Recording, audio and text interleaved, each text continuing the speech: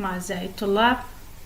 أتمنى لكم الصحة والعافية. نراجع دروسنا ما سبقا قرأناه في المدرسة في الجزء الثاني، والآن نبدأ بالوحدة الرابعة.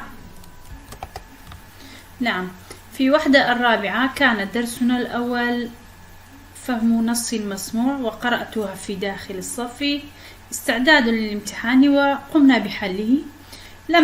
لم أحل الآن، والآن أبدأ بدرس الثاني ضوابط اللغة.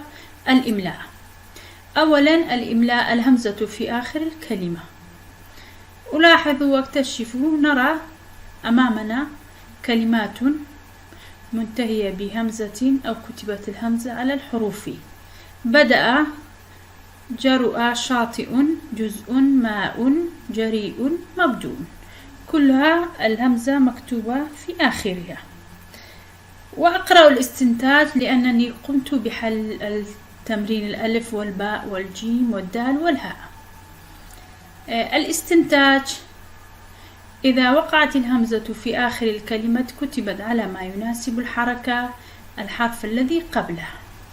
واتكاتك همزة لآخيري وشد لكوتاي وشد نسريتوا أجر هاتو جنزاو بلجر أو بيتيك لبيشي هاتوا لا يكمنيان.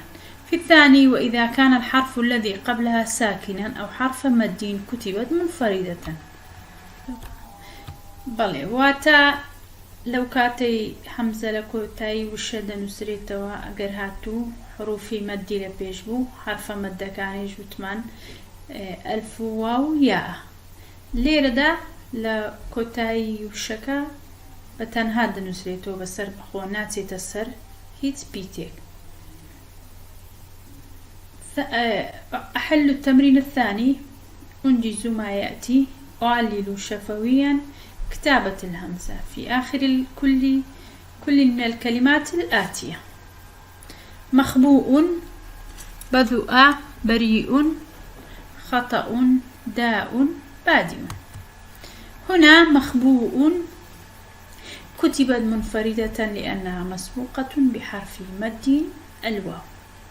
أمامكم كتبت الهمزة منفردة لأنها مسبوقة بواو. بدء كتبت على صورة واو لأن حركة ما قبلها الضمة.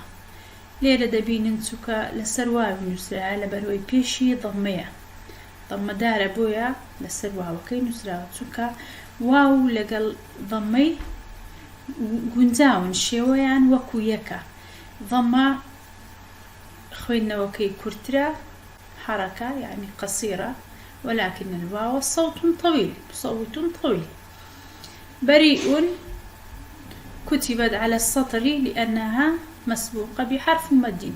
لا فرق بين أن تقولون كتبت على السطر أو منفردة. ليرج دبينين بتنها نسرايته ولا بروي يا إلى بيشا. خطأ كتبت على الألف لأن حركة ما قبلها الفتحة. داء كتبت على السطر لأنها مسبوقة بحرف مد ألف. بادئ كتبت على ياء غير منقوطة يعني نقطة لبن نية. أولا نسبة تمريني دوام وقمنا بحله في داخل الصف. باء اكتب الهمزة في آخر الكلمة كما يجب. رداء، نساء، خاطئ. الرداء كتبت منفردة لأن ما قبلها ألف. نساء أيضا كذلك. خاطئ ما قبلها كسرة ولذلك كتبتها على ياء غير منقوطة. قرأ، مقروء، قارئ. انتهينا من الموضوع السابق، وأتمنى أن تكون سهلا لديكم وتفهمون مني. والآن نأتي إلى موضوع جديد: المضاف والمضاف إليه. المضاف والمضاف إليه نضاف اسم لاسم آخر للتعريف أو للتخصيص. يكون المضاف إليه دائما مجروراتا ناوچ لبناوچ زيادة كين يعني أو تبوي بناسري تويان أو تتهيبد من ديدة كين تايبەت دەکەین بە کەسایەتێکی. ئەوە لە پێشتانە خشتەکەش أمامكم اسم زائدا اسم والمضاف إليه اسم النكرة، ولكن الذي يضاف إليه اسم معرفة مسبوقة بلاصقة ألف واللام. يعني ناوك بخوي نكرة الفلاني تدانية معرفة كانية أو لو زيادة كين معرفة الفلاني بيوم. مثلا حارس الحديقة، حارس الحديقة.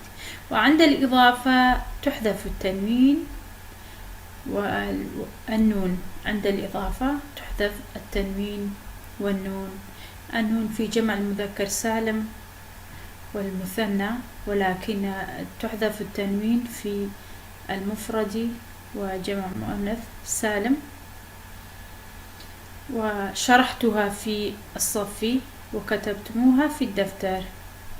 التمرين الثاني: أنجزوا ما يأتي. أضع سهما ألف يربط المضاف بالمضاف إليه المناسب له.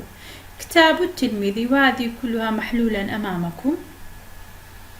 ركاب الطائرة، شوارع المدينة، ثلج الجبل، حرارة الشمس، سواد الليل. تمرين الباء: استخرجوا المضاف والمضاف إليه من الفقرة الآتية. لديكم فقرة لإمداد الدماغ بما يفيد في هذه المرحلة الخاصة. يجب عليك تناول الطعام المتوازن بانتظام لأنه يساعد على التركيز. لذلك يجب تخفيف السكريات التي تتناولها بكثرة خلال المراجعة، لأن نسبة السكر العالية في الدم تؤخر عمل الدماغ كما يؤكد المختصون. تتحدث هذه الفقرة عن استعداد للامتحان، كيف تستعد نفسك لكي تراجع الدروس، وما هي المأكولات التي تفيدك تأكله، وأن تستغنى عن المشروبات الغازية. نستخرج منها المضاف والمضاف إليه. إمداد الدماغ، تناول الطعام، تخفيف السكريات خلال المراجعة، نسبة السكر، عمل الدماغ. تمرين جيم: أملأ الفراغ بمضاف أختاره من الأسماء الآتية. أسماء أمامكم نختارها حسب ما يناسبها: صياح، نباحة، صياحة، نباحة، عواء، سهيل، نقيق، نهيق، زقزقة. سمعت في الجبل، نباح الكلب.